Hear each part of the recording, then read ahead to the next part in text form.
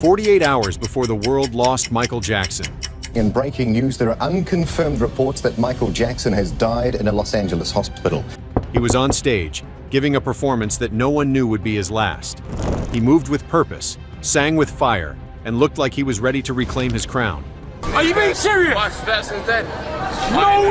No, we're not taking that. Michael Jackson is not dead. But behind the lights, something was off. People close to him felt it. Some saw the signs. Others ignored them. This wasn't just any rehearsal. This was the moment the King of Pop reminded everyone why he was the greatest entertainer of all time. Right before everything came crashing down. What really happened in those final 48 hours? What was Michael going through behind the scenes? And why does that last performance still haunt the people who were there? Let's go inside the final hours of a legend and uncover the truth behind Michael Jackson's last performance before he died.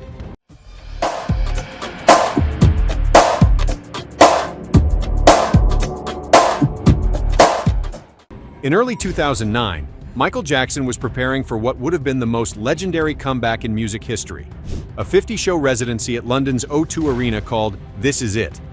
The world was buzzing. Tickets sold out in minutes. Fans were ready to witness the King of Pop's grand return after years away from the spotlight. For Michael, this wasn't just a tour. It was his moment to prove the critics wrong, to show the world that he was still the greatest to ever do it. He was pouring everything into the rehearsals, from dance routines to vocals to the tiniest stage details. Every move had to be perfect. Every note had to hit hard. He wasn't just rehearsing. He was working like his entire legacy was on the line. But behind the scenes, those closest to him were starting to worry. The schedule was brutal. The pressure was building. And Michael, though determined, was pushing his body to the limit. He wanted to give the fans a show they'd never forget. He just didn't know it would be his last. Hey, thanks, Michael. Thank you. Hey, Michael. We love you, man. We love you, Michael. We love you, man. You're the best, Michael. On the night of June 23, 2009, just 2 days before his death, Michael Jackson stepped onto the stage at the Staples Center in Los Angeles. Cameras were rolling. The team was finally running through a full dress rehearsal for This Is It. And for a brief moment, everything felt right. Michael performed They Don't Care About Us with passion and precision, surrounded by dancers, lights, and the vision he'd been building for months. He looked alive, focused, almost glowing. His longtime vocal coach, Dorian Holley, said there were no signs of trouble. Michael was sharp, energized, and finally seeing the show come together for the first time. But there was something else. Holley noticed Michael seemed reflective, like he wasn't just thinking about the show, but something bigger. Michael kept saying it wasn't about him, that this concert was meant to spread love, protect the planet, and wake people up. It was more than a performance. It was a message. That night, the King of Pop gave it everything he had. No one knew it would be the last time he'd ever perform on stage. While the public saw a confident performer preparing for a legendary comeback, those behind the scenes were starting to sense something else, something they couldn't quite explain. Dorian Holley, who had worked with Michael since 1987, said there was a different energy around him in those final days.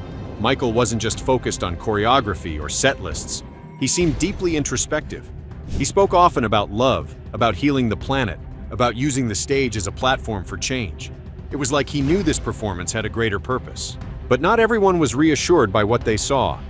His longtime bodyguard, Bill Whitfield, admitted that Michael looked more fragile than usual. He was rehearsing for hours, barely resting, and surrounded by people who all wanted a piece of him. He was definitely stressed out, Whitfield said. And stress kills. Others close to him described the environment as chaotic. Too many yes men, too much pressure, and not enough protection. Some say the people around Michael were draining him emotionally and physically, adding even more weight to an already impossible burden. Something wasn't right, and in hindsight, they could all feel it. The morning of June 25, 2009, started like any other at Michael Jackson's rented mansion in Holmby Hills. His chef, Kai Chase, arrived to prepare lunch, just like she did every day. But something was different. Michael's doctor, Conrad Murray, usually came downstairs early carrying oxygen tanks. That morning, he didn't. At first, no one thought much of it. Maybe Michael was just sleeping in. But around noon, everything shifted. Dr. Murray suddenly rushed downstairs in a panic, yelling, "Go get Prince!" He was frantic, shouting louder than anyone had ever heard him. Prince, Michael's oldest son, ran upstairs. The house turned silent. Then came the sound of footsteps, crying, shouting, and paramedics rushing in. Kai walked into the hallway and saw Michael's children crying. His daughter was in tears. Staff members stood frozen. No one knew what to say. The air felt heavy. Something was terribly wrong. The small group inside the home, the chef, the nanny, the kids, and a few housekeepers, held hands and prayed. "Please let Mr. Jackson be okay," they whispered. But deep down, many already knew. By 1:30 p.m., security told everyone to leave the property. Michael had been taken to the hospital, and just 1 hour later, the unthinkable would be confirmed. At exactly 2:26 p.m. Pacific time, the news broke. Michael Jackson was gone, pronounced dead at UCLA Medical Center, just hours after collapsing in his home. The world stopped. Fans cried in the streets. News channels interrupted regular programming. People didn't want to believe it. They couldn't. His bodyguard, Bill Whitfield, said when he first got the call, he thought it was a mistake. After all, there had been false rumors before. He remembered a moment when they were once driving through Virginia, and a radio station falsely announced Michael's death. Michael was literally sitting in the back seat. He just laughed and said, "I get that all the time." But this time, it wasn't a rumor. It was real. The official cause of death would later be revealed: an overdose of propofol, a powerful sedative used by his personal physician, Dr. Conrad Murray.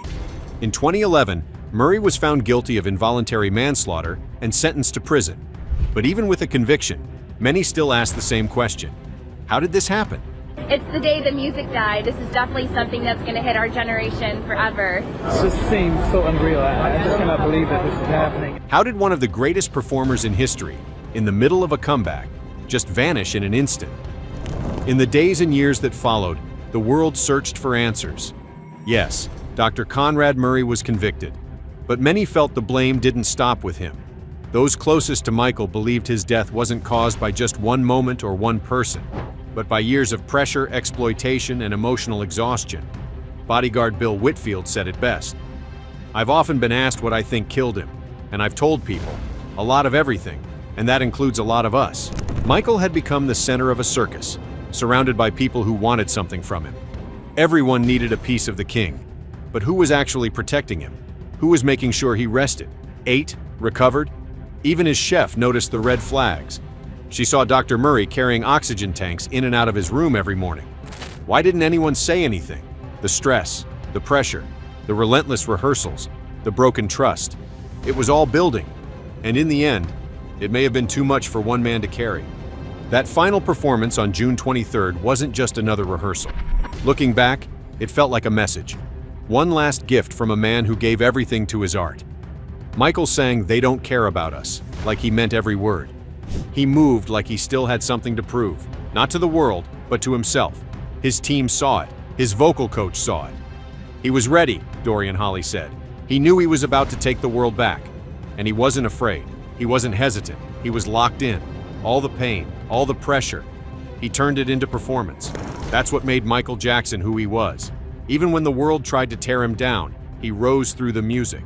No one watching that night knew it would be the last time he'd ever step on a stage. But maybe Michael did.